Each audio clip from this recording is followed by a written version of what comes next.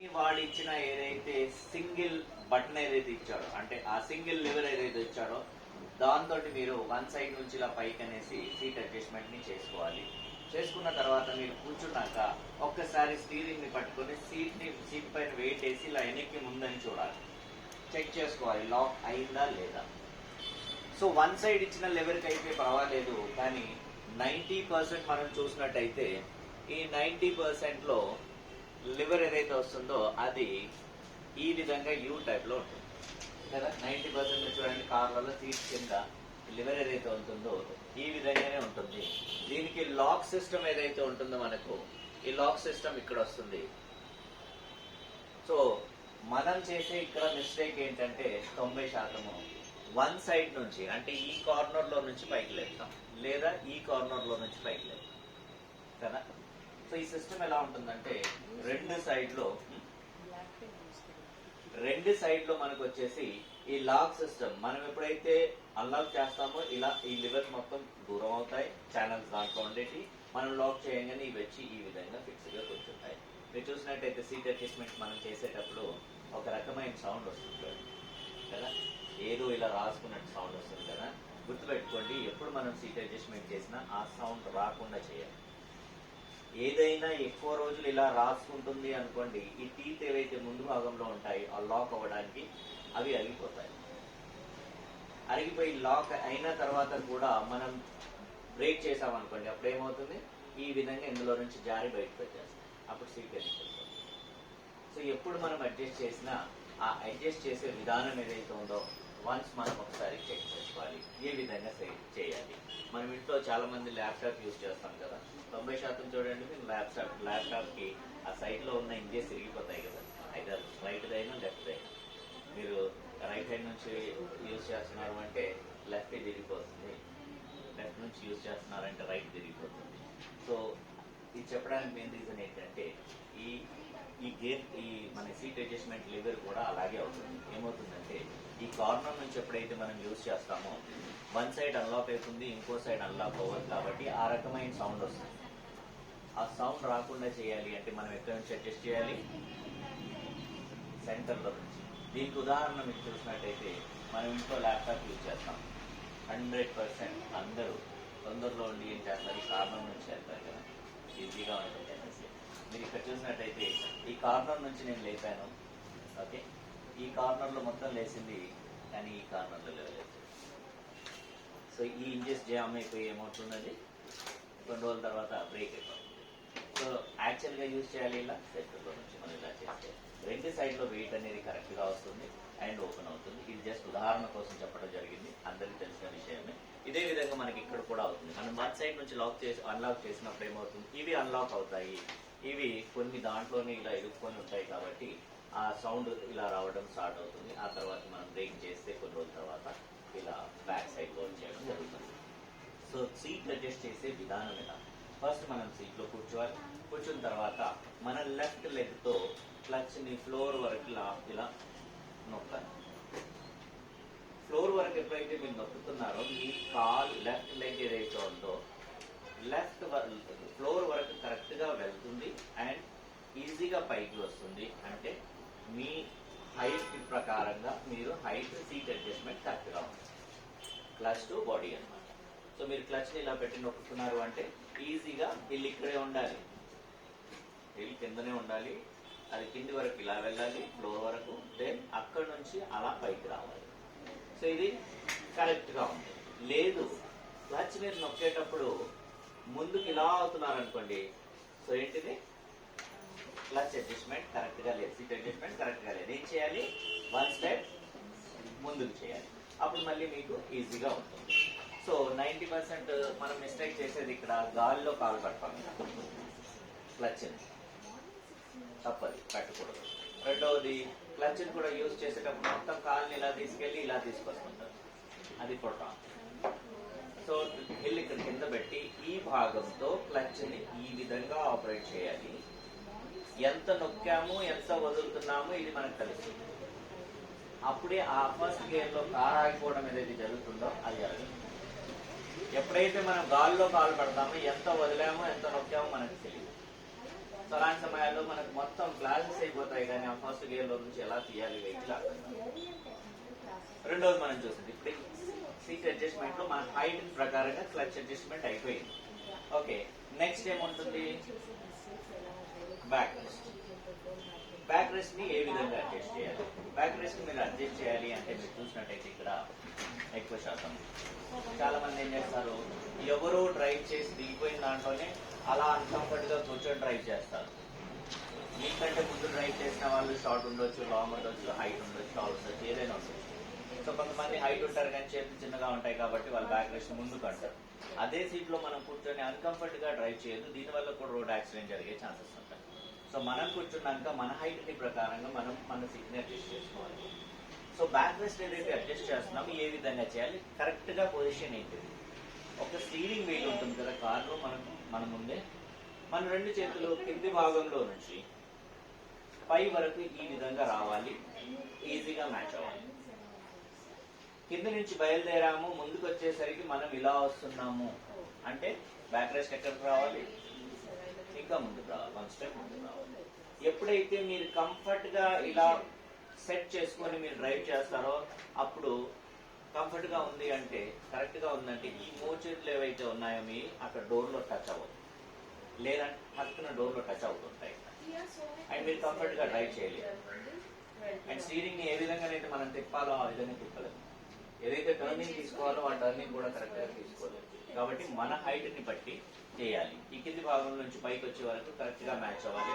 అప్పుడే ఈ back rest ఏదైతే ఉంటుందో కరెక్ట్ గా మనకు సెట్ అవుతుంది. రెండోది మనం చూసినట్టయితే ఎక్కువ శాతం కార్ డ్రైవింగ్ చేసే వాళ్ళు ఈ హెడ్ రెస్ట్ ని తీసేస్తారు. సో ఈ హెడ్ రెస్ట్ మీరు చూసినట్టయితే మీ ప్రాణాలను కాపాడుతుంది. అది రెండు విధాలుగా. ఎలా? ఏదైనా ఇన్సిడెంట్ జరిగినప్పుడు కార్లో నుంచి ఏ విధంగా బయటికి రావాలి? అది ఐదర్ ఫైర్ ఇన్సిడెంట్ జరగని, లేదా కార్ వెళ్ళి నీళ్ళలో పడిపోనివ్వండి, లేదా కార్ పల్టీ కొట్టనివ్వండి, లేదా వెళ్ళి దేనికైనా గుద్దుకోనివ్వండి. ఈ ప్లేస్లలో మీ ప్రాణాలను ఒక రకంగా కాపాడు. రెండవది, ఎప్పుడైతే వెహికల్ వెళ్ళి మనకి గుద్దుకుంటుందో, ఏవి గోడకు గుద్దుకున్నా, లేదా ఏదైనా కారుకి గుద్దుకున్నా, లేదా ఏదైనా వేరే వెహికల్ గుద్దుకున్నా ఏమవుతుంది? డ్రైవ్ చేసే వాళ్ళు ఏమవుతారు? ఏదైనా వెహికల్ ఒక 100 స్పీడ్ లో వెళ్ళి గుద్దుకుంది అనుకోండి, అప్పుడు ఏమవుతుంది? మన బాడీ ఆ తగలంగానే ఏమవుతుందంటే కారు వెళ్ళి ఆగుతుంది కాబట్టి మన బాడీ అందులో ఉన్న వాళ్ళు ఇలా ముందుకు వెళ్తారు కదా. సీట్ బెల్ట్ పెట్టేసి ఉంటుంది. ఈ సీట్ బెల్ట్ ఏం చేస్తుంది? మీకు అదే ఫోర్స్ తో మళ్ళీ వెనక్కి నెట్టుతుంది. కరెక్టా? వెనక్కి నెట్టినప్పుడు మీ బాడీ ఇక్కడ వరకు అయితే బ్యాక్ రెస్ట్ ఉంటుంది కాబట్టి ఆగుతుంది. మిగతాది ఏమవుతుంది? ఇక్కడ నుంచి ఇది వెనక్కి కొట్టేసి ఈ మెడలో ఏదైతే మనకు బోన్స్ ఉన్నాయో ఇవి విరిగిపోయి స్పాట్ డెడ్ అయిపోతాం. మీకు ఒక దెబ్బ కూడా తగలదు, ఎక్కడ రక్తం బ్లడ్ ఏది రాదు, కానీ మనకి అలా చనిపోయి ఉంటారు. దానికి మెయిన్ రీజన్ ఏంటిది? హెడ్ రెస్ట్ లేదు. కాబట్టి ఎంత ఫోర్స్ గా వెళ్ళి గుద్దుకున్నామో అంతే ఫోర్స్ తో బ్యాక్ వస్తాం కాబట్టి బాడీని అయితే బ్యాక్ రెస్ట్ ఆపుతుంది. ఇది హెడ్ రెస్ట్ ఉండదు కాబట్టి అన్ని కొట్టేసి ఇక్కడ నుంచి మెడల్ ఇరిగిపోయి చనిపోవడం జరుగుతుంది. ఇది ఒక రీజన్, మనము మన ప్రాణాలను సేవ్ చేస్తుంది. ఇంకో రీజన్ ఏంటంటే మీరు చూసినట్టయితే ఎప్పుడైతే మనము దీంట్లో నుంచి ఇక్కడ ఒక బటన్ ఉంటుంది, ఈ బటన్ ని ప్రెస్ చేస్తే ఇవి ఈ విధంగా ఒక కుషన్ ఉంటుంది, కింద 2 రాడ్లు ఉంటాయి కదా. సో ఈ బటన్ ని ప్రెస్ చేసి ఇలా పైకి అయితే చేస్తే ఈ గ్యాప్ లో నుంచి మీకు వెనకాల విండ్షీల్డ్ లో నుంచి ఎవరు వస్తున్నారు ఏంటిది తెలుస్తుంది కదా. వెనకాల సీట్ దానికైనా ముందు సీటుకైనా మీరు ఇలా చూసినట్టయితే పైకి చేసేస్తే అందులో నుంచి బయటికి కనిపిస్తుంది. మనము ఈ తీసేసిన వాళ్ళని అడిగితే నేను రివర్స్ తీసుకునేటప్పుడు నాకు అర్థం వస్తుంది, అందుకే తీసేసాను అనమాట. తీసేసి ఎక్కడ వేస్తారు? వెనకాల డిక్కీ స్టోరేజ్ లో వేస్తారు. కానీ మీ ప్రాణాలతో మీరు చెలగాటం ఆడుతున్నారు. అది తీయకూడదు. మీకు ఏదైనా డిస్టర్బ్ అవుతుందంటే పైకి చేసేయాలి. ఓకే, ఇది ఒక రీజన్ అయిపోయింది. నెక్స్ట్, కార్లో మంటలు వస్తున్నాయి, అలా స్మోక్ వస్తుంది, షార్ట్ సర్క్యూట్ అవుతుంది. అండ్ మనకు క్లస్టర్ లో ఈ వార్నింగ్ సైన్స్ ఏవైతే ఉంటాయి, ఇక్కడ ఉన్నాయి సెన్సార్ బోర్డ్ లో, ఈ వార్నింగ్ సైన్స్ కొట్టుకుంటూ ఉంటాయి అన్నమాట. క్లస్టర్ లో ఇలా కొట్టుకుంటూ ఉంటాయి.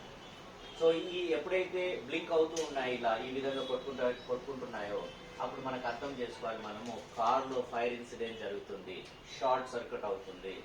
సో ఆ షార్ట్ సర్క్యూట్ ని అర్థం చేసుకోకుండా మనం అలాగే డ్రైవ్ చేసామనుకోండి, ఏసీలో మనకు గ్యాస్ ఉంటుంది కాబట్టి అది బ్లాస్ట్ అయ్యి ఏమవుతుంది, ఒకేసారి లోపలికి మంటలు రావడం స్టార్ట్ అవుతుంది.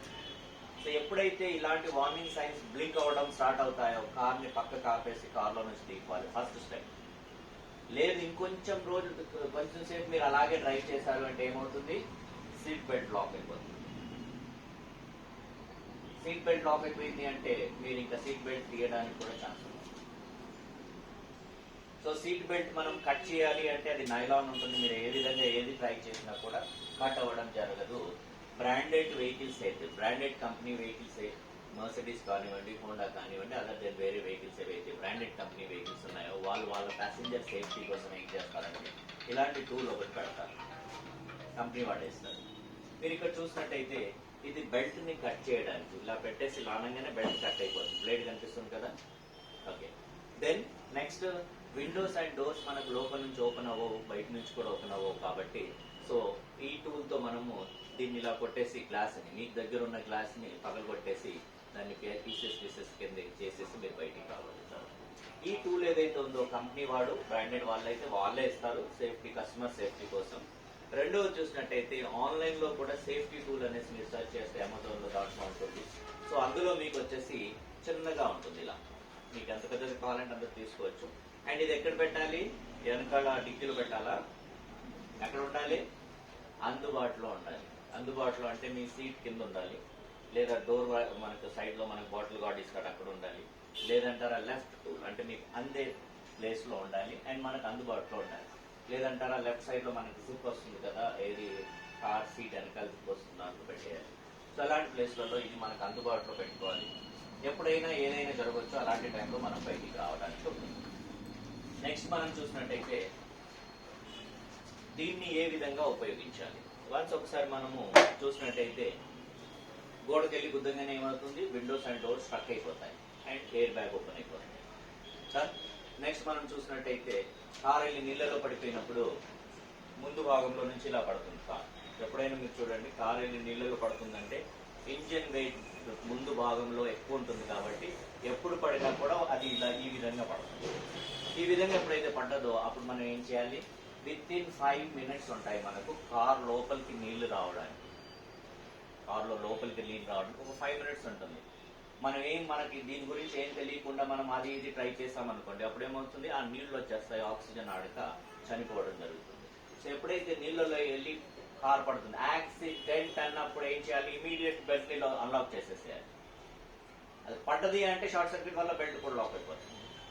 సో బెల్ట్ ని అన్లాక్ చేసేసి ఈ బటన్ ఇక్కడ నొక్కేసి ఇది బయటికి తీయాలి. బయటికి తీసినప్పుడు ఎలా ఉంటుంది, ఇక్కడ క్వశ్చన్ ఉంటుంది, ఈ 2 రాడ్లు ఉంటాయి. సో మీకు అనుకూలంగా ఉన్న గ్లాస్ మీరు ఓకే దీంతో నేను బయటికి రాగలుగుతాను అన్నప్పుడు ఆ 2 పైన రాడ్ ఉంటాయి కదా, దాంతో ఈ విధంగా పగలగొట్టేసి పీసెస్ కిందకి చేసేసి అక్కడ నుంచి మనం బయటికి రావడం 5 minutes టైం ఉంటుంది. దాని గురించి ఆలోచించి అలా చెప్పి యాక్సిడెంట్ అనగానే బెల్ట్ లాక్ అయిపోతుంది. సో ఫస్ట్ ఆఫ్ ఆల్ మనం ఆ బెల్ట్ ని ఎలా మనం తీసేయాలి, ఎలా బయటికి రావాలి అది ఆలోచించి రావాలి. ఫైర్ ఇన్సిడెంట్స్ కూడా, ఫైర్ లోపలికి వస్తుందంటే ఇది తీసేసి పక్కన కొట్టేసి మనం బయటికి రావాలి. సో ఇవన్నీ సేఫ్టీ మెజర్స్ ఏవైతే ఉన్నాయో మనం మైండ్ లో పెట్టుకొని డ్రైవ్ చేస్తుంటే మనకు వచ్చేసి బాగుంటుంది. అదేవిధంగా మనము ముందుకు వెళ్ళొచ్చు అనమాట. ఇదైతే మనము సీట్ గురించి మనం అనుకున్నాము. సీట్ గురించి అయితే మనకు అర్థమైపోయింది. అదేవిధంగా మనం చూసినట్టయితే next seat belt, seat adjustment లో ఏదన్నా మనకు డౌట్ ఉంటే అడగండి, చెప్తాను. క్లియర్ అయిపోయింది కదా. సో ఇక్కడ 1 పాయింట్ మనం ఆలోచించాల్సింది ఏంటంటే, సీట్ అడ్జస్ట్మెంట్ చేసేటప్పుడు యూ టైప్ లివర్ ఇచ్చినప్పుడు సెంటర్ లో నుంచి అడ్జస్ట్ చేయాలి, ఓకే. అండ్ సింగిల్ ఇచ్చినప్పుడు సైడ్ నుంచి అడ్జస్ట్ చేసినా పర్వాలేదు. కూర్చున్న తర్వాత మీరు హైట్ సెట్ చేసుకున్నాక వన్స్ ఒకసారి కదిలించి చూసుకోవాలి లాక్ అయిందా లేదా, దెన్ బయలుదేరాలి, ఓకే. నెక్స్ట్ మనం చూసినట్టయితే సీట్ బెల్ట్. సీట్ బెల్ట్ ని ఏ విధంగా వాడాలి. సీట్ బెల్ట్ ని మీరు చూసినట్టయితే చాలాసార్లు మా దగ్గర నుంచి కాల్ వెళ్తుంది స్టూడెంట్కి, ఏంటమ్మా ఈరోజు క్లాస్ రాలేదు, ఏంటి బాబు ఈరోజు క్లాస్ రాలేదంటే సీట్ బెల్ట్ ఇక్కడ తగిలింది సార్ అందుకే రాలేదు, నొప్పిగా ఉంది అంటారు. సో ఇది మన మిస్టేక్ వల్లే జరుగుతుంది. సో సీట్ బెల్ట్లో మీరు చూసినట్టయితే ఈ బక్కలు ఏదైతే ఉంటుందో ఈ బక్కలు చాలా హార్డ్ మెటీరియల్తో చేసింది ఉంటుంది, ఎందుకంటే యాక్సిడెంట్ జరిగినప్పుడు హోల్డ్ చేయడానికి.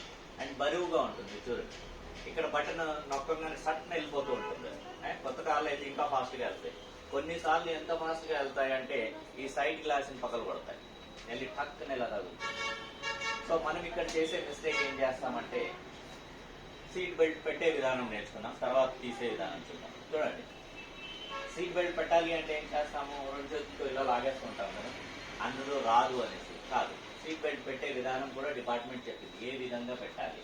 చూడండి రైట్ హ్యాండ్ని కరెక్ట్గా ఇక్కడ తీసుకెళ్ళండి, ఇక్కడ నుంచి నెమ్మదిగా లాగాలి. ఫాస్ట్గా లాగడం అంటే ఏంటిది, యాక్సిడెంట్.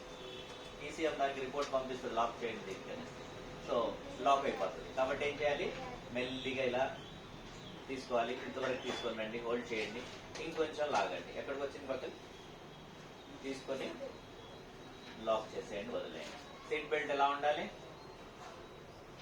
కింద నుంచి ఇలా రావాలా కదా, ఇక్కడ నుంచి పెడతారు. ఏం బాబు ఇలా పెట్టాలంటే ఇక్కడ రబ్ అవుతుందండి అంట. సీట్ బెల్ట్ ఓన్లీ సాటిస్ఫాక్షన్ పెట్టుకున్నాం, పోలీసు వాడు పట్టుకోకపోవడానికి. ఇక్కడ నుంచి అంటే ఇటు నుంచి ఇట్లా వస్తుంది కాదు, ఇలా ఉండాలి, ఇక్కడ నుంచి ఉండాలి. దెన్ మనకు రైట్ సైడ్లో స్టమక్లో నుంచి రైట్కి వెళ్ళాలి. సో మీరు చూసినట్టయితే ఈ విధంగా ఉంటుంది కదా, ఇక్కడ నుంచి ఇలా వచ్చింది, ఆ తర్వాత ఈ విధంగా ఉంటుంది. సో మనం ఇక్కడ చూసినట్టయితే సీట్ బెల్ట్ ఎప్పుడైతే పెడతామో మనం సీట్ బెల్ట్ పెట్టంగానే రిపోర్ట్ ఏదైతే ఉంటుందో సిస్టమ్ అదేం చేస్తుందంటే ఈసీయూకు పంపిస్తుంది. సీట్ బెల్ట్ అప్లై చేసి ఉంది, ఎయిర్ బ్యాగ్ ని ఓపెన్ చేయాలి బండి యాక్సిడెంట్ అయినప్పుడు. మీరు సీట్ బెల్ట్ పెట్టుకోకపోతే రోడ్ యాక్సిడెంట్ జరిగినప్పుడు ఎయిర్ బ్యాగ్ ఓపెన్ అవుతుంది. మీరు ఇప్పుడు చూస్తున్నారు కదా, సేఫ్టీ చూస్తున్నాను నేను, 7 ఎయిర్ బ్యాగ్స్ ఉండాలి, 10 ఎయిర్ బ్యాగ్స్ ఉండాలి, 12 ఎయిర్ బ్యాగ్స్ ఉండాలి. సీట్ బెల్ట్ కనుక పెట్టుకోకపోతే ఆ 12 కూడా ఓపెన్ అవుతుంది. సో కాబట్టి must and should seat belt పెట్టాలి. రెండవది, మీరు డ్రైవ్ చేసేటప్పుడు సింగిల్ గా డ్రైవ్ చేస్తున్నారంటే నేను ఒక్కరినే పెట్టుకుంటే సీట్ బెల్ట్ సరిపోతుంది కదా అని అనుకుంటాం. ఓ ప్యాసింజర్ సీట్ బెల్ట్ పెట్టకపోతే, ఫ్రంట్ 2 ఉన్న సీట్ బెల్ట్స్ పెట్టకపోతే కూడా ఎయిర్ బ్యాగ్ ఓపెన్ అవుతుంది. సో అందుకే ఏం చేయాలి, అక్కడ ఎవరు లేకున్నా కూడా దాన్ని లాగేసి లాక్ చేసేయాలి. ఎవరు లేకపోయినా కూడా దాన్ని లాగి తీసుకొచ్చి లాక్ చేసేయాలి. ఎందుకంటే మీరు ఒకరు డ్రైవ్ చేసేటప్పుడు రోడ్ యాక్సిడెంట్ జరిగినప్పుడు ఎయిర్ బ్యాగ్ ఓపెన్ కాకపోతే సో ఈ విధంగా చేయాలి. ఎలా చేస్తున్నాం మనం, ఇలా హోల్డ్ చేస్తామా, మళ్ళీ ఇంకోసారి లాగామా, బక్కులు ఇక్కడ వచ్చింది, ఇక్కడ పెట్టేస్తాం. ఇక మనం తీసేటప్పుడు ఎంత తొందరగా ఉంటుంది అంటే టక్కుని ఇక్కడ గుద్దేస్తాం. గుద్దగానే ఏమవుతుంది, అది వెళ్తూ ఇక్కడ కొట్టేస్తుంది, ఒక్కోసారి కన్ను కొట్టేస్తుంది, పన్ను కొట్టేస్తుంది. రెండోది, ఈ స్టీరింగ్ ఇలాగే ఉంటుంది, ఇక్కడ నుంచి ఇలా ఉంటుంది కదా, మనకు బెల్ట్ లోపల నుంచి చెయ్యి ఉంటుంది, ఇక్కడ నొక్కగానే అది వచ్చి టక్కుని ఇక్కడ కొడుతుంది. సో ఈ ప్లేస్ లో తగ్గితే ఎంత మనకు పెయిన్ గా ఉంటుంది, అని 2-3 రోజులు అయితే చేసి పని చేయదు. సో ఏ విధంగా తీయాలి, ఇక్కడ నుంచి మళ్ళీ దీన్ని పైకి లేపేసి హోల్డ్ చేసేసి బటన్ నొక్కండి. సో హోల్డ్ చేసాం కాబట్టి వెళ్ళదు. సో చేతితో క్లిప్ని బట్టి సైడ్లో వేసేసి దానంతటా అది పైకి తీసుకొని వెళ్ళిపోతుంది. సో ఇది మనకు సీట్ బెల్ట్ పెట్టే విధానం. हो गया इधर एक देना था पेपर एक्स्ट्रा है कौन.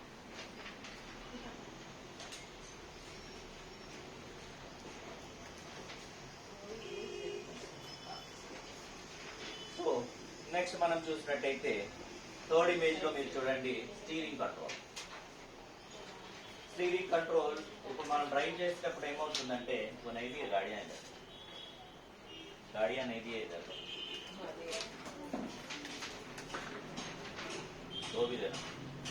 స్టీరింగ్ కంట్రోల్లో మీరు చూసినట్టయితే మనము వెహికల్ డ్రైవ్ చేసేటప్పుడు ఏమవుతుందంటే మనకు ఎంత మనము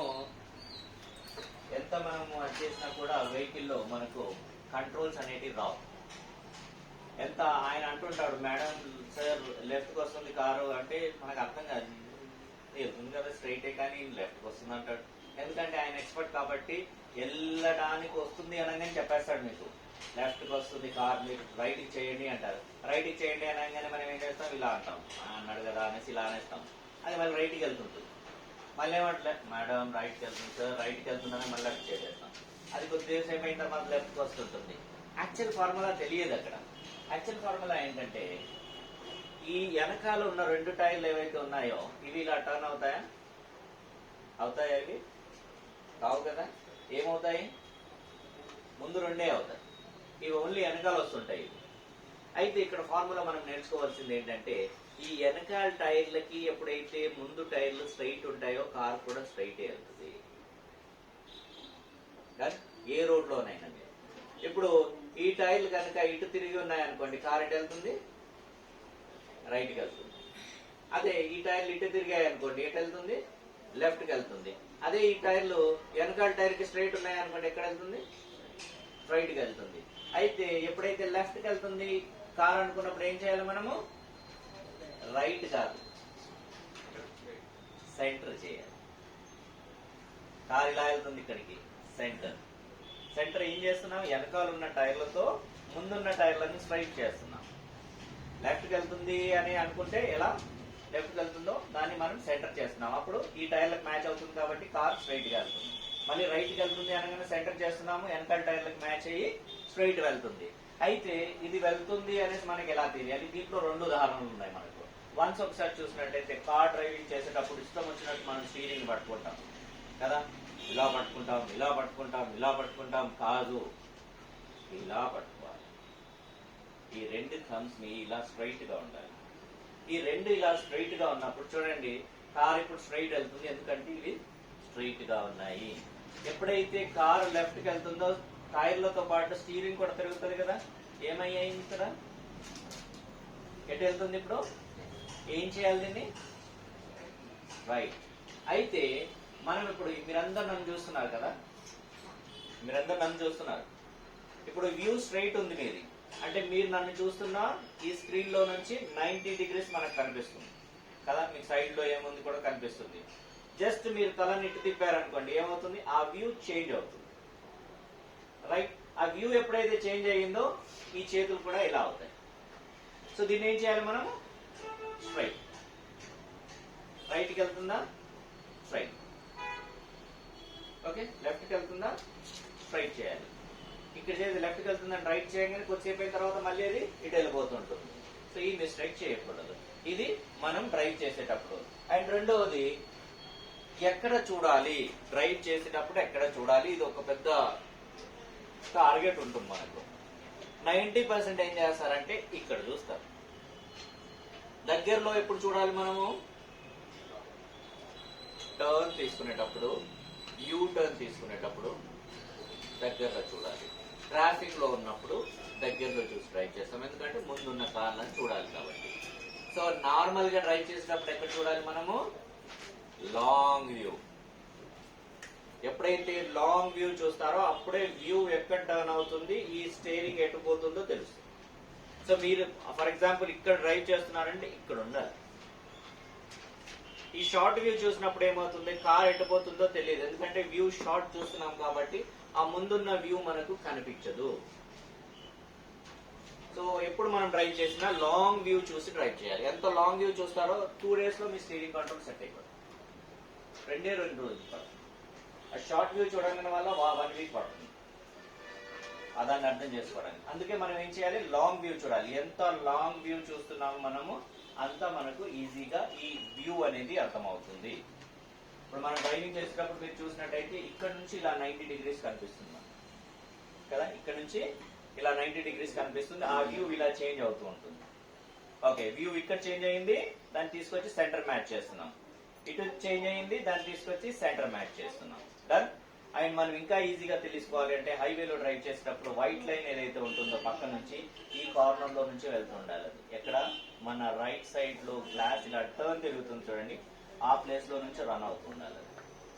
అప్పుడు వెహికల్ మనది స్ట్రైట్. నేను ఇది చెప్పానని రేపు అక్కడ చూసుకుంటూ డ్రైవ్ చేయగలను. ఓన్లీ అది సైడ్ వ్యూ నుంచి మనం చూడాలి.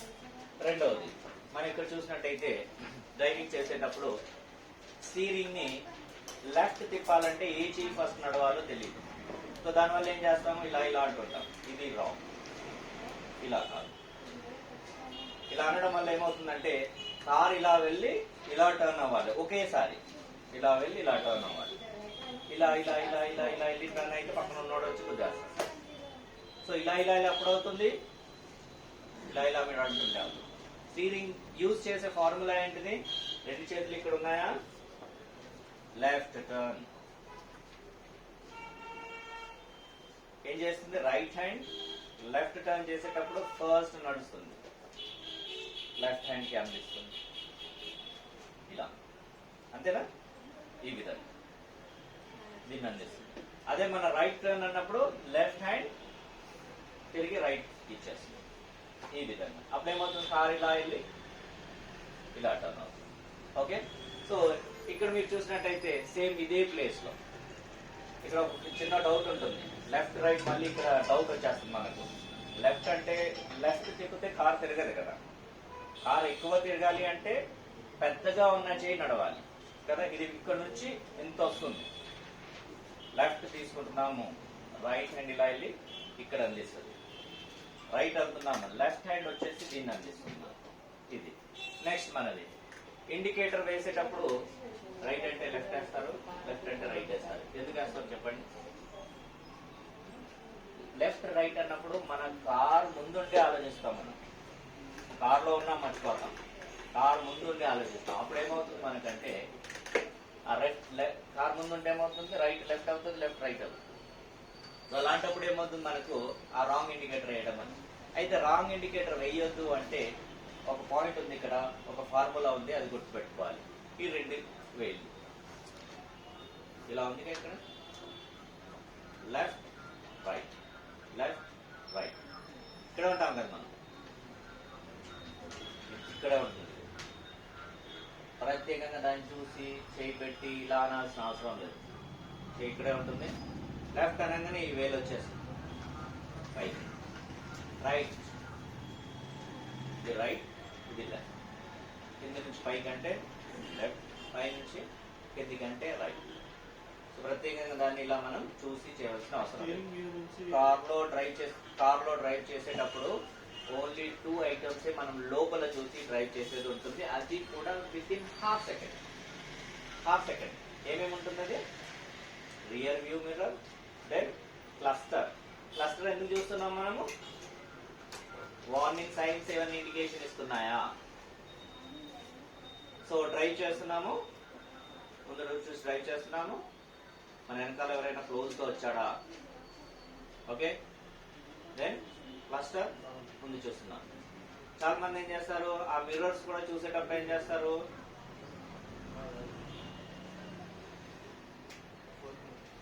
రాంగ్. ఎప్పుడైతే మీకు అవసరమో అప్పుడే సైడ్ వ్యూ మిర్రర్ చూడాలి.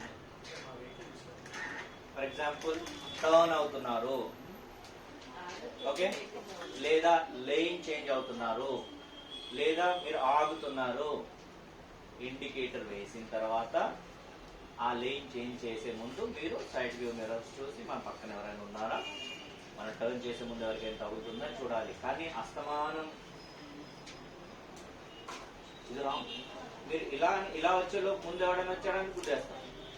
సో కాబట్టి ఎప్పుడైతే అవసరమో అప్పుడే సైడ్ వ్యూ మిర్రర్స్ చూడాలి, అవసరం లేనప్పుడు చూడకూడదు.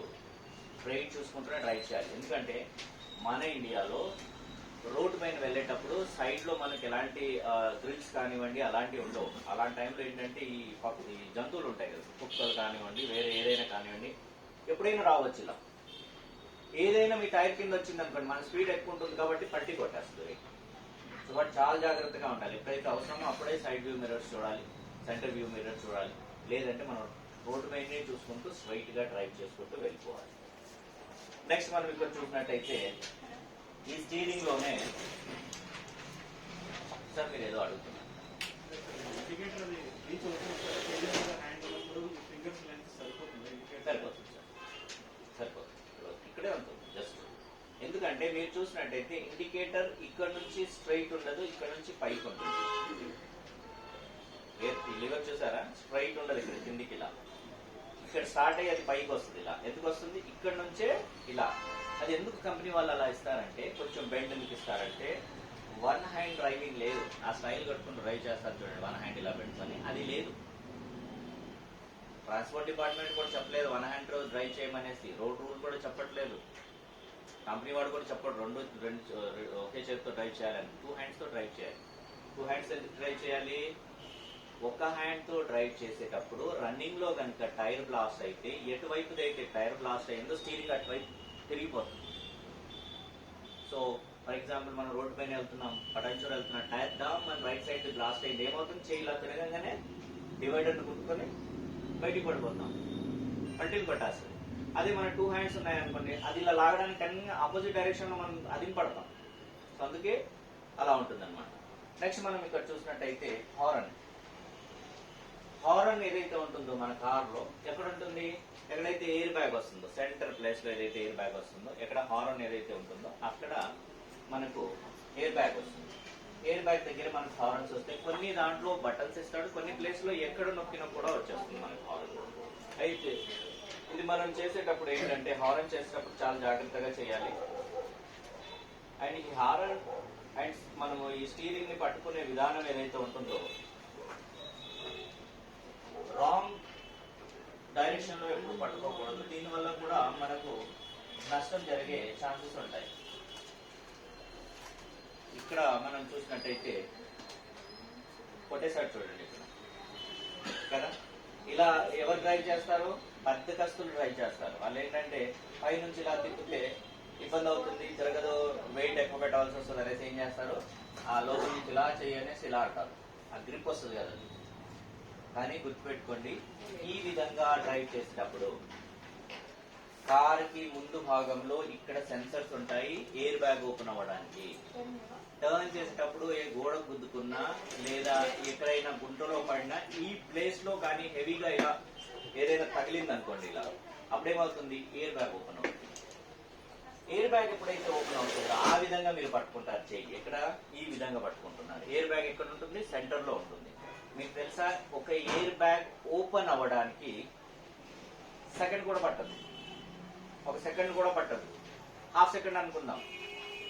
ఆ హాఫ్ సెకండ్ లో ఏమవుతుందంటే ఎయిర్ బ్యాగ్ ఓపెన్ అవుతుంది. ఎయిర్ బ్యాగ్ ఎప్పుడైతే ఓపెన్ అవుతుందో లోపల నుంచి బయలుదేరే స్పీడ్ ఏదైతే ఉంటుందో 250 km/h స్పీడ్ తో వెళ్తుంది.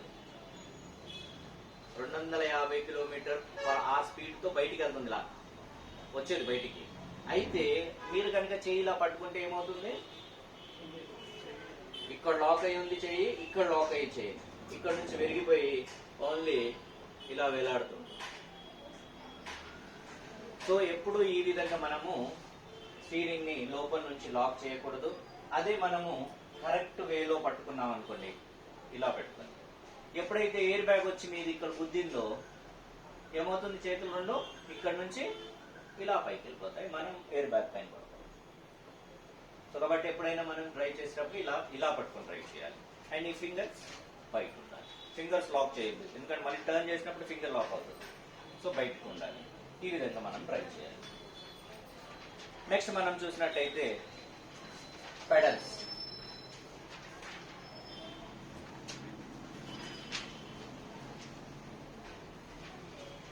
పెడల్స్ లో మనం చూసినట్టయితే 2 టైప్ పెడల్స్ ఉంటాయి. Manual vehicle, AMT. ఇప్పుడు ఇక్కడ చూసినట్టయితే యాక్సిలేటర్ ఉంటుంది, బ్రేక్ ఉంటుంది, క్లచ్ ఉంటుంది కదా. అదే మనము ఏఎంటీలోకి వచ్చేసరికి యాక్సిలేటర్ ఉంటుంది, బ్రేక్ కొంచెం పెద్దగా. సో చాలాసార్లు మనం రోడ్ పైన చూస్తాం చూడండి, ట్రాఫిక్ జామ్ ఉంటుంది కదా, అందరూ అక్కడ వచ్చి సిగ్నల్ దగ్గర ఆగుతుంటారు. కానీ ఒకతను ఏం చేస్తాడు? స్పీడ్ గా వచ్చేసి ఆగే బదులుగా అందరిని గుద్దుకుంటూ వెళ్ళిపోతాడు.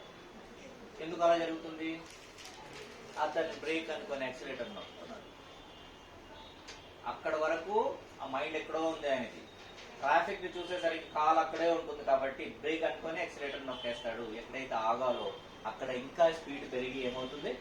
అందరిని గుద్దుకుంటూ హెవీ లాక్ చేసుకుంటూ వెళ్ళిపోతుంది. అయితే ఇది ఎందుకు జరుగుతుంది అంటే, యాక్చువల్ గా మన రైట్ లెగ్ పొజిషన్ ఎలా ఉండాలో తెలియకపోవడం. రోడ్ రూల్ ఏం చెప్తుంది మనకు? ఈ విధంగా వాడాలి. ఎలా? వి టైప్ లో ఉండాలి. అంటే యాక్సిలేటర్ కి బ్రేక్ కి మధ్యలో మన వీల్ ఉండాలి ఇక్కడ. ఓకే, నాకు అవసరం యాక్సిలేటర్ వాడుతున్నాము, ఆబ్జెక్ట్ రాగానే ఏం చేస్తాం?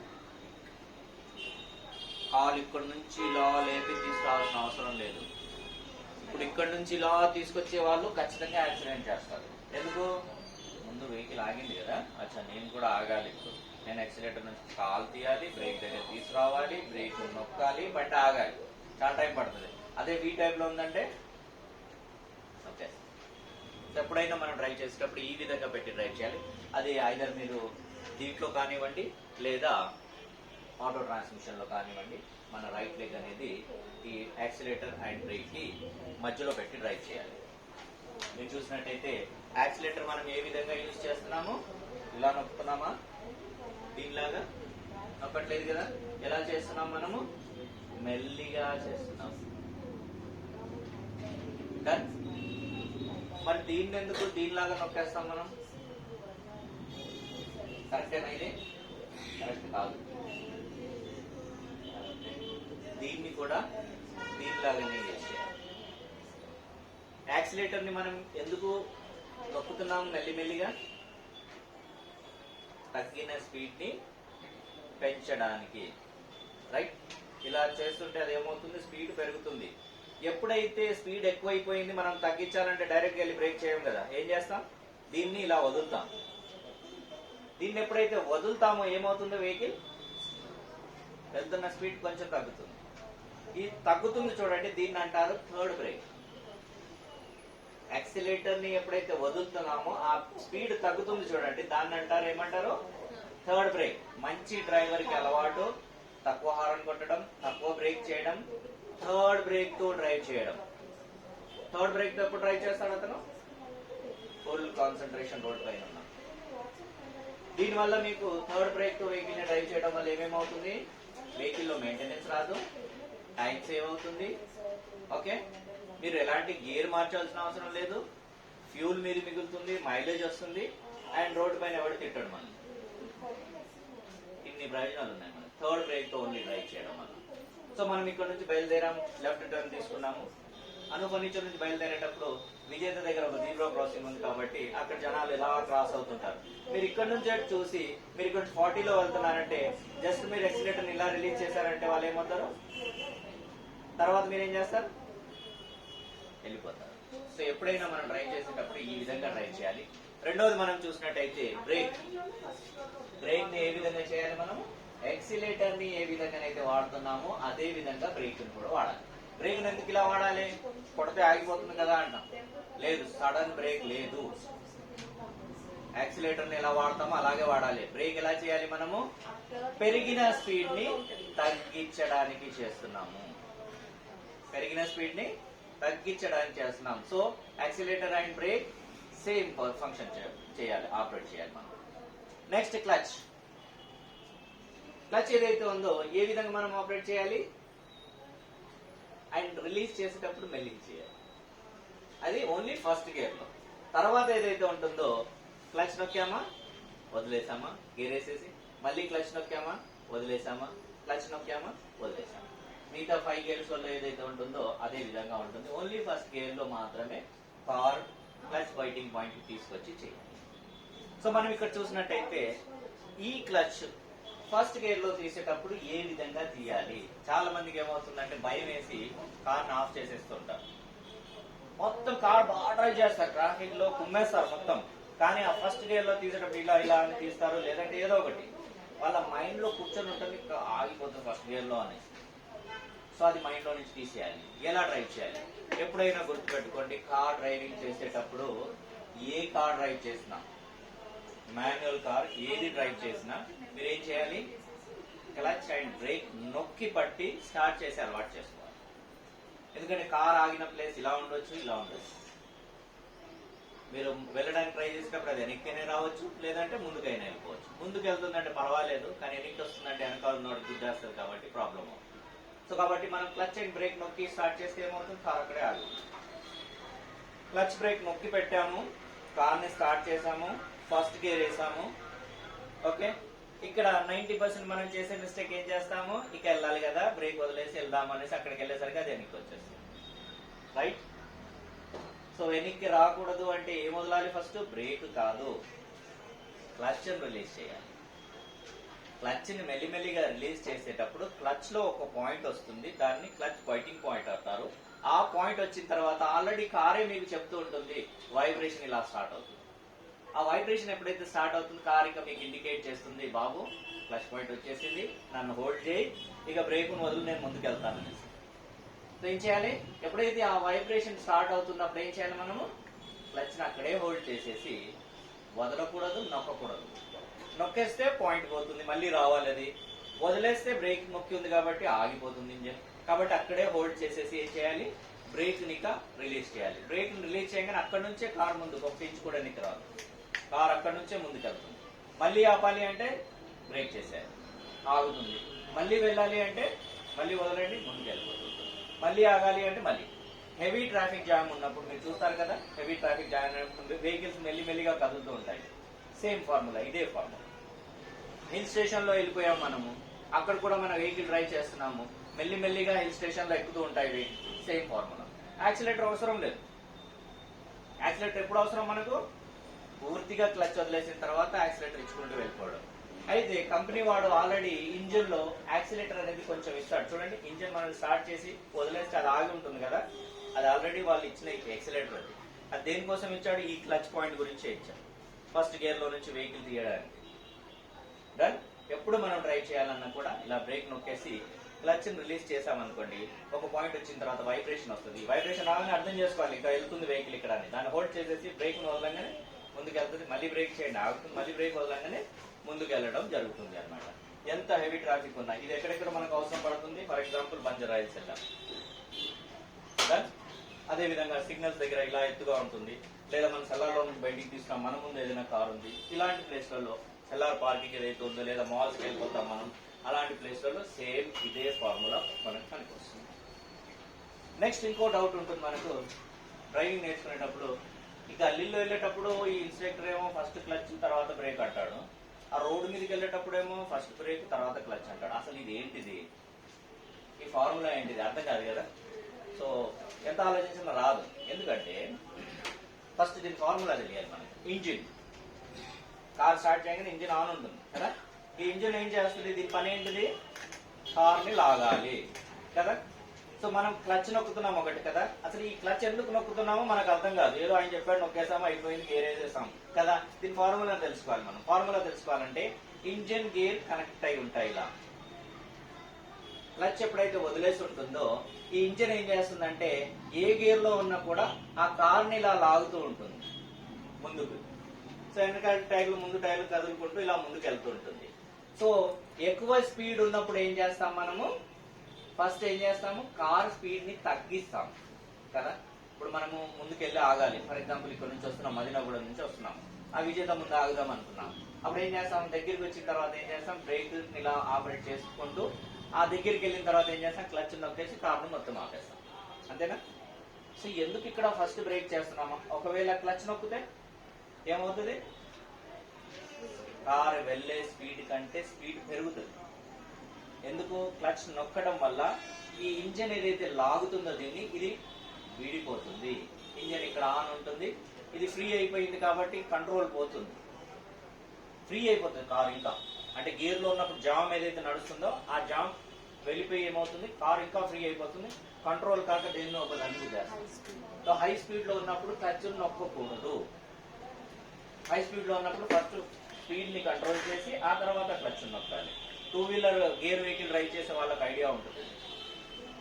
లేదా మనం చిన్న ఉన్నప్పుడు సైకిల్ నేర్చుకునేటప్పుడు ఎలా నేర్చుకునే వాళ్ళము, డైరెక్ట్ గా తొక్కలేము కదా, ఆ హైట్ కి తీసుకెళ్లి ఆ తర్వాత దానిపైన కూర్చొని అలా వస్తాము, ఆ కంట్రోల్ కాక ఒక్కసారి ఇలా ఇలా ఇలా అయిపోయి పడిపోతాం.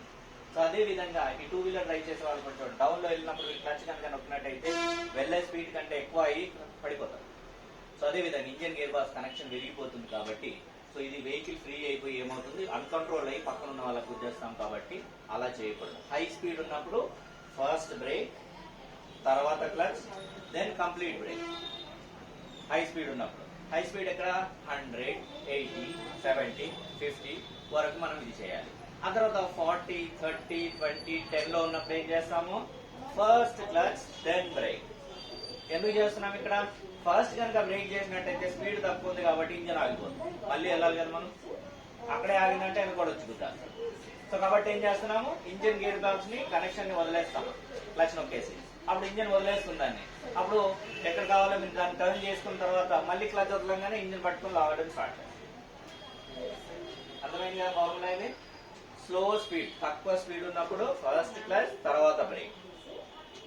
ఎక్కువ స్పీడ్ ఉన్నప్పుడు ఏం చేస్తున్నాము, ఫస్ట్ బ్రేక్ తర్వాత క్లచ్. ఏమైనా డౌట్ ఉందా దీంట్లో? క్లియర్? ఓకే. సో నెక్స్ట్ మనం చూసినట్టయితే ఆటో ట్రాన్స్మిషన్. ఆటో ట్రాన్స్మిషన్ లో లెఫ్ట్ లెగ్ అనేది రెస్ట్ లో ఉంటుంది. ఇక్కడ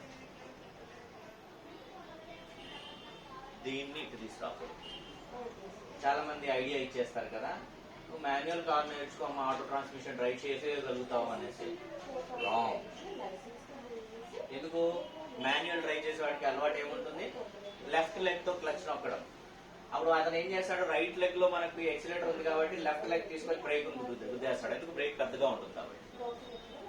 ఏమవుతుంది, ఆ స్పీడ్ తో కనుక గుద్దేస్తే విత్ ఇన్ సెకండ్ లో స్పాట్ లో ఆగిపోతుంది. దీని బ్రేక్ కి, మాన్యువల్ బ్రేక్ కి, ఆటో ట్రాన్స్మిషన్ బ్రేక్ కి చాలా తేడా ఉంటుంది. ఆటో ట్రాన్స్మిషన్ బ్రేక్ ఇలా టచ్ చేస్తే వెహికల్ ఇలా అవుతుంది, చాలా హై పవర్ లో ఉంటుంది.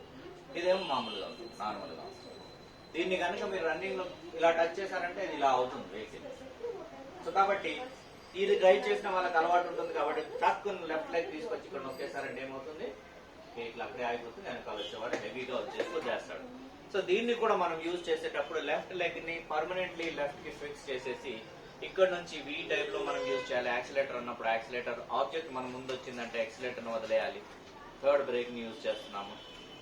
ఓకే, ఆబ్జెక్ట్ వెళ్ళిపోయిందంటే సేమ్ అక్కడ నుంచి మళ్ళీ యాక్సిలేటర్ ఇచ్చుకుంటూ వెళ్ళిపోవచ్చు. లేదు అంటే మళ్ళీ మనం బ్రేక్ దగ్గరికి వచ్చి ఎంత మనకు గ్యాప్ కావాలో, వాళ్ళు క్రాస్ చేయలేకపోతున్నారంటే మన స్పీడ్ ని కొంచెం తగ్గించేసి బ్రేక్ తో వాళ్ళు వెళ్ళిపోయిన తర్వాత మళ్ళీ యాక్సిలేటర్ దగ్గరికి వెళ్ళిపోవాలి. ఓకే, సో దీంట్లో మనకు అంత ఏం ప్రాబ్లం ఉండదు. కానీ ఇక్కడ మీరు చూసినట్టయితే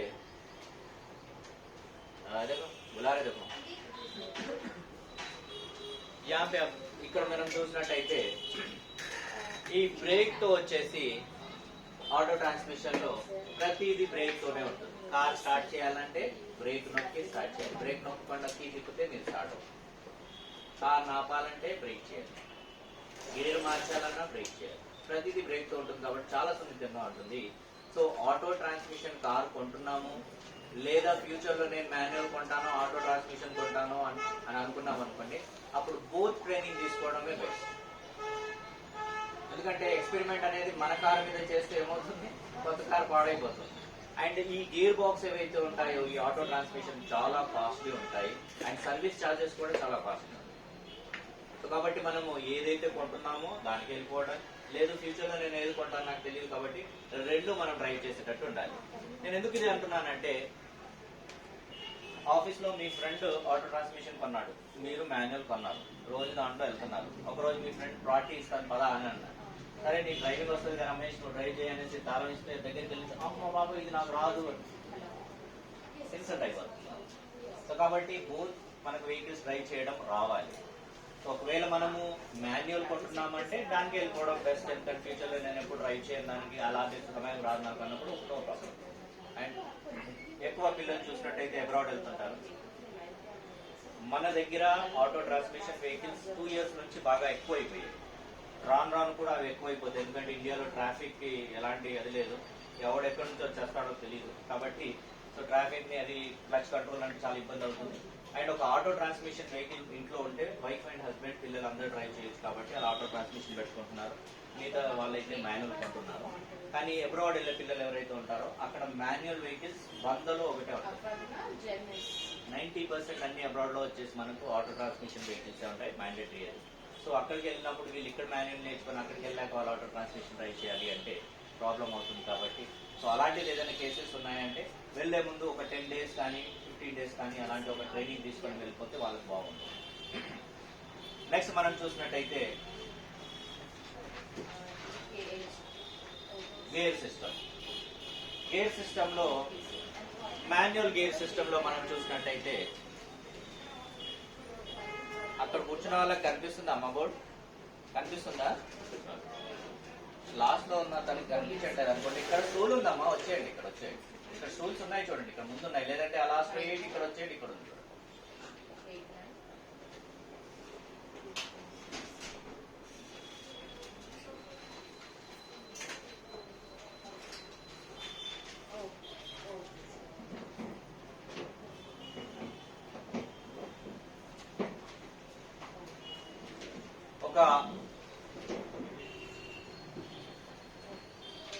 ఒక మాన్యువల్ వెహికల్ ఏదైతే ఉందో, ఒక మాన్యువల్ వెహికల్ లో డయాగ్రామ్ ఎలా ఉంటుందో ఒక ఐడియా ఉంటుంది. ఈరోజు మనం నేర్చుకుంటున్నాం కాబట్టి అదే విధంగా ఆటో ట్రాన్స్మిషన్ లో ఎలా ఉంటుంది ఇక్కడ నేను వేసాను. మీరు చూసినట్టయితే ఆటో ట్రాన్స్మిషన్ లో స్ట్రైట్ గేర్స్ ఉంటాయి. ఓకే, మాన్యువల్ లో వచ్చేసి రైట్ లెఫ్ట్ అనుకుంటూ మనం గేర్ వేస్తూ ఉంటాము. ఇక్కడ మనం చూసినట్టయితే ఒక ఆటో ట్రాన్స్మిషన్ వెహికల్ ఒక మాన్యువల్ వెహికల్ కి తేడా ఏముంటుందంటే, ఆటో ట్రాన్స్మిషన్ వెహికల్ వన్స్ ఒకసారి గేర్ వేసేసి మన హైదరాబాద్ సికింద్రాబాద్ మొత్తం మనం తిరిగేసి రావచ్చు. ఎక్కడ కార్ ఆఫ్ అవ్వడం జరగదు, గేర్ మార్చాల్సిన అవసరం ఉంటుంది. అదే మనం మాన్యువల్ వెహికల్ అయితే ప్రతిసారి ఆగినప్పుడు గేర్ మార్చాలి, స్పీడ్ ని పెంచాలి, క్లచ్ తో ఆపరేట్ చేసుకుంటూ గేర్ మార్చుతూ ఉంటాం కాబట్టి మిస్టేక్స్ అనేది ఇక్కడే ఎక్కువ జరుగుతాయి మనకి. ఓకే, ఇప్పుడు మనం చూసినట్టయితే ఎక్కువ శాతం మనకి ఇక్కడ మిస్టేక్ ఎక్కడ జరుగుతుంది కదా, మాటి ఫస్ట్ గేర్ పడుతుంటుంది. థర్డ్ ఏంటంటే ఫస్ట్ వేస్తాం కదా. అదే విధంగా సెకండ్, థర్డ్ లో నుంచి సెకండ్ కి రండి అంటే ఏం చేస్తారు? ఎందుకు అలా జరుగుతుంది? సో మనం ఈ వెహికల్ ని ఏదైతే మనం గేర్ లివర్ ని అర్థం చేసుకోకుండా మనం వేస్తాం కదా, దాని వల్లనే జరుగుతుంది. అయితే మనం ఇక్కడ చూసినట్టయితే ఒక గేర్ లివర్, ఒక మాన్యువల్ గేర్ లివర్ ఇది. ఓకే, నేను ఇక్కడ ప్రెస్ చేసి దీన్ని వదిలేస్తే ఎక్కడ వస్తుంది? ఇది సెంటర్. ఇక్కడ ప్రెస్ చేసి దీన్ని వదిలేస్తే ఎక్కడ వస్తుంది? సెంటర్. నేను ఏదైనా ఒక గేర్ లో నుంచి వన్ స్టెప్ డౌన్ చేసి వదిలేస్తే ఎక్కడికి వస్తుంది? ఏ గేర్ లో నుంచి ఎక్కడికి వచ్చి ఆగుతుంది? సెంటర్. ఆ సెంటర్ ఏంటిది? న్యూట్రల్. ఆ మొత్తం లేన్ న్యూట్రల్. ఏ లేన్? ఇక్కడ నుంచి ఇక్కడ వరకు సెంటర్ వరకు, ఇక్కడ నుంచి ఇక్కడ వరకు ఆ మొత్తం లేన్ న్యూట్రల్. ఫస్ట్ గేర్ లో నుంచి వన్ స్టెప్ డౌన్ చేయగానే ఎక్కడ వస్తుంది? న్యూట్రల్. సెకండ్ లో నుంచి వన్ స్టెప్ అప్ చేయగానే న్యూట్రల్. అర్థం చేసుకోవాలి. అయితే మనం ఇక్కడ ఏం చేస్తున్నాము? ఫస్ట్ గేర్ వేయాలి అనగానే ఏం చేస్తున్నాం? దీన్ని ప్రెస్ చేసి ఈ విధంగా చేపెడతాం కదా, ఇలా ప్రెస్ చేసి బ్రహ్మాండంగా ఫస్ట్ గేర్ వేస్తాం. కార్ బాగా వెళ్తూ ఉంటుంది. సెకండ్ గేర్ అని, సెకండ్ గేర్ అనగానే ఏం చేస్తాం? దీన్ని ఇక్కడే నొక్కేసి అలా స్ట్రైట్ కింద చేస్తాం. సెకండ్ గేర్ బాగా పడుతుంది. ఇప్పుడు ఉంది అసలు కదా. థర్డ్ అనగానే ఏం చేస్తారు? నా వేలు చూస్తున్నారు ఇక్కడ, ఇది సపోర్ట్ ఇస్తుంది. ఈ వేలు ఏం చేస్తుంది? ఇక్కడ సపోర్ట్ ఇస్తుంది. అప్పుడు ఏమవుతుంది? అది ఎక్కడికి వెళ్తుంది? ఇక్కడ సపోర్ట్ ఇవ్వకూడదు. ఏం చేయాలి? Just one step up, then support. ఇక్కడ ఇక్కడ ఇక్కడ నుంచి సపోర్ట్ ఇవ్వకూడదు. సెకండ్ గేర్ లో నుంచి just one step, then second step. ఎక్కడికి వెళ్ళింది? Third gear. ఫోర్త్ గేర్ అనేసరికి హ్యాండ్ ని ఈ విధంగా తిప్పి ఇలా లేపుకొని వన్ స్టెప్. అయితే ఇక్కడ మనం చూసినట్టయితే సెకండ్ అర్థమైంది కదా, సెకండ్ నుంచి థర్డ్ ఎలా వెళ్ళాలి? సపోర్ట్ ఇస్తే ఫస్ట్ కి వెళ్తుంది. ఏం లేకుండా ఈ అరచేయితో మనం ఏం చేస్తున్నాం? ఇలా అనేసి ఇంకోసారి అంటాం. వన్ స్టెప్ అనగానే అది దానంతటా అదే వచ్చేసి థర్డ్ ఫోర్త్ ఆపోజిట్ లో ఆగుతుంది. అది ఇక నెట్టండి ముందుగానే కదా, మనం మళ్ళీ ఇంకోసారి నెట్టేస్తాం, థర్డ్ లోకి వెళ్ళిపోతుంది. ఇప్పుడు ఇక్కడ మనం చూసినట్టయితే మిస్టేక్ ఎక్కడ జరుగుతుంది? థర్డ్ నుంచి సెకండ్ డౌన్ గేర్ వేసేటప్పుడు. అప్పుడు ఏమవుతుంది? మనం ఏం చేస్తాము? సెకండ్ అంటే మనకు ఫస్ట్ నుంచి అలవాటు ఏముంది? ఫస్ట్ లో ఏం చేస్తాం? సెకండ్ అనగానే ఇక్కడే ఇలా నొక్కి ఏం చేస్తాం? స్ట్రైట్ గా లాగుతాం. అయితే ఇక్కడ మీరు లాక్ చేశారు కాబట్టి అది గోడ తగులుకుంటూ ఫోర్త్ లో వస్తుంది. సో ఫస్ట్ నుంచే మనం అలవాటు చేసుకోవాలి. ఫస్ట్ గేర్ వేసాక సెకండ్ అంటే ఏం చేయాలి? Neutral, press and second. Straight కాదు. ఫస్ట్ గేర్ లో నుంచి న్యూట్రల్ ఎక్కడికి వచ్చింది? అది సెంటర్ లో.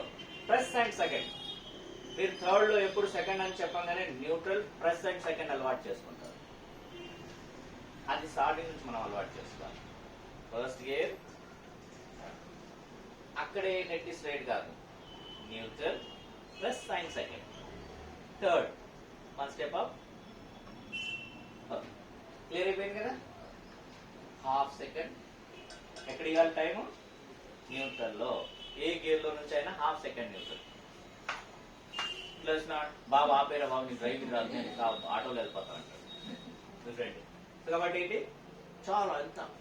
Neutral, press second, third, fourth, neutral, plus and మీరు గేర్లు వేసే విధానాన్ని చూసి మీకు చూసే వాళ్ళు ఓహో ఇతనికి డ్రైవింగ్ వచ్చు అని అర్థం చేసుకుంటారు. సో మీరు భయపడి అలా అలా అని గేర్లు వేస్తుంటే వాళ్ళు భయపడతారు. సో ఇంకో మిస్టేక్ ఎక్కడ జరుగుతుంది మనకు? ఇంకొక మిస్టేక్ ఎక్కడ జరుగుతుంది? ఎప్పుడైతే మనము గేర్ మార్చాలి అనేసి ఇన్స్ట్రక్టర్ చెప్పంగానే ఏం చేస్తాం? డ్రైవింగ్ చేస్తున్నాం. సార్ మేడం కార్ స్లో అయింది కదా, సెకండ్ గేర్ వేయండి అంటారు. అనగానే మొత్తం కాన్సన్ట్రేషన్ తీసేసి రైట్ ఇలా వస్తాం కదా. ఎందుకు వస్తున్నాం ఇక్కడ? క్లచ్ అయితే అక్కడే ఉంటుంది కాబట్టి దాన్ని ఎలాగో మార్చాలి, దాంతో పని ఏం లేదు కదా మనకి. అయితే ఇక్కడ ఏంటంటే ఫార్ములా తెలియకపోవడం వల్ల మనం చూస్తున్నాం. ఫార్ములా ఏంటిది? న్యూట్రల్ ఎక్కడ అవుతుంది, ఎటువైపు అవుతుంది, గేర్ లివర్ని ఎటువైపు లాగాలి, అది తెలియకపోవడం వల్ల మనం ఏం చేస్తున్నాము? ఇలా డ్రైవ్ చేసుకుంటే ఇలా అనగానే మనం ఎప్పుడైతే ఇలా అంటామో చేయగలుగుతుంది. ఏంది సార్ కార్ లెఫ్ట్ చూడకండి సార్, చూడకుండా ఏంటి గేర్ అని మళ్ళీ ఆయన చేయబెట్టి ఇలా అంటాడు కదా. ఇది కాకూడదు అంటే ఏం చేయాలి అంటే, ఇప్పుడు నేను డ్రైవింగ్ చేస్తున్నాను, ఓకే, గేర్ మార్చండి, గేర్ ఏది మార్చాలి ఆయన చెప్పాడు, అది ఎక్కడ ఉంటుందో కూడా మీకు తెలుసు. కానీ ఇలా రాగానే ఇలా చూస్తాను, చూడకుండా చేయాలి అంటే చూడండి, హ్యాండ్ ఇలా వచ్చేసింది ఇక్కడికి, గేర్ లివర్ పైన చేపెట్టి వెనక్కి నెట్టి చూడండి, రావట్లేదు వెనక్కి అంటే మీరు ఏ గేర్లలో ఉన్నట్టు? కారు ముందు రివర్స్ లో ఎలా ఉంటాం కదా. ఇలా మనం వెనక్కి లాగి చూస్తున్నాము, ఏమవుతుంది? వెనక్కి రావట్లేదంటే నేను డౌన్ గేర్లో ఉన్నాను. వన్ స్టెప్ ఎక్కడికి వెళ్ళాం, ఆ తర్వాత ఎక్కడికి వెళ్ళాలి తెలుసు కదా, ఈజీగా వచ్చేస్తుంది. అదేవిధంగా మనము డ్రైవింగ్ చేస్తున్నాము, గేర్ లివర్ని ముందుకు నెట్టి చూస్తున్నాము, ముందుకు రావట్లేదంటే నేను అప్ గేర్లో ఉన్నాను. వన్ స్టెప్ డౌన్, ఆ తర్వాత ఎక్కడికి వెళ్ళాలి? Simple formula. చూడాల్సిన అవసరం ఉందా? లేదు కదా. చేపెట్టామా ఇలా అన్నాము, ఓకే వెనక్కి రావట్లేదు, డౌన్ గేర్లో ఉన్నాను, వన్ స్టెప్ ఆఫ్, ఆ తర్వాత సెకండ్, సింపుల్. అదేవిధంగా గేర్ లివర్ని పై ముందుకు నెట్టి చూస్తాం, ముందుకు వెళ్ళట్లేదు, అప్ గేర్లో ఉన్నాం, వన్ స్టెప్ డౌన్, ఈజీగా. ఇక ఇదైతే మాన్యువల్ అయిపోయింది. ఓకే, మాన్యువల్ లో మనం డ్రైవ్ చేసేటప్పుడు ఏం చేస్తాము? సీక్వెన్స్ గా గేర్లను మార్చుకుంటూ స్పీడ్ ని పెంచుతాం కదా. First, second, third, fourth, fifth అలా వెళ్ళిపోతాం. 6, 7 కూడా ఉంటుంది కదా, వచ్చాయి కదా ఇప్పుడు వెహికల్ 7 స్పీడ్ గేర్స్ కూడా వచ్చాయి. ఇప్పుడు మనం చూసినట్టయితే స్పీడ్ పెంచేటప్పుడు సీక్వెన్స్ గా మార్చాలి. లేదు నేను ఫస్ట్ గేర్ వేసి 5th వెళ్ళిపోతానంటే కారు ఇలా ఇలా అది వెళ్ళదు. సో కాబట్టి స్పీడ్ ఎక్కువ ఉన్నప్పుడు స్పీడ్ తగ్గిపోయింది అనుకోండి, 5th గేర్ లో మీరు క్లచ్ నొక్కి బ్రేక్ చేసి ఆపేశారనుకోండి, గేర్ మార్చే ప్రయత్నం చేయదు, ఫస్ట్ వెహికల్ ని కంట్రోల్ చేయాలి. ఎప్పుడైనా గుర్తుపెట్టుకోండి, గేర్ మార్చే ప్రయత్నం చేయకూడదు. మీ స్పీడ్ తగ్గుతుంది, ముందు ఎవరో ఆగారు మనం కూడా ఆగాలి అంటే గేర్ మార్చే ప్రయత్నం చేయకూడదు. ఫస్ట్ వెహికల్ స్పీడ్ ని కంట్రోల్ చేయాలి, ఫస్ట్ ప్రయారిటీ దాన్ని ఇవ్వాలి. ఆ తర్వాత నెక్స్ట్ మనం గేర్ మార్చుకోవాలి. ఓకే, 5th గేర్ లో వెళ్తున్నారు, కార్ ని స్లో చేశారు మీరు, 40 స్పీడ్ కి వచ్చేసింది, 100 లో ఒకేసారి 40కి వచ్చేసింది అనుకో, అప్పుడు ఏ గేర్ అవసరం పడుతుంది మీకు? Second gear. Then second gear speed కి అకార్డింగ్ అనమాట, ఆ హైట్ ఉందా ఎలా ఉందో సెకండ్ గేర్ వేసాం. అయితే 5th నుంచి డైరెక్ట్ సెకండ్ ఎప్పుడు రావాలి? స్పీడ్ తగ్గినప్పుడు. ఏ గేర్ లో నుంచి ఏ గేర్ కైనా రావచ్చు, కానీ స్పీడ్ పెంచేటప్పుడు సీక్వెన్స్ గా మనం గేర్లను మార్చుకుంటూ స్పీడ్ ని పెంచాలి. ఇప్పుడు మీరు చెప్పండి, గేర్ ఎప్పుడు మార్చాలి? ఫస్ట్ గేర్ వేసాను నేను, అలా వెళ్తున్నాను, సెకండ్ గేర్ ఎప్పుడు వేయాలి? మీటర్ అది పాడైపోయింది, నడవట్లేదు, మీటర్ పాడైపోయింది, వాషింగ్ చేయించాం, నడవట్లేదు అది.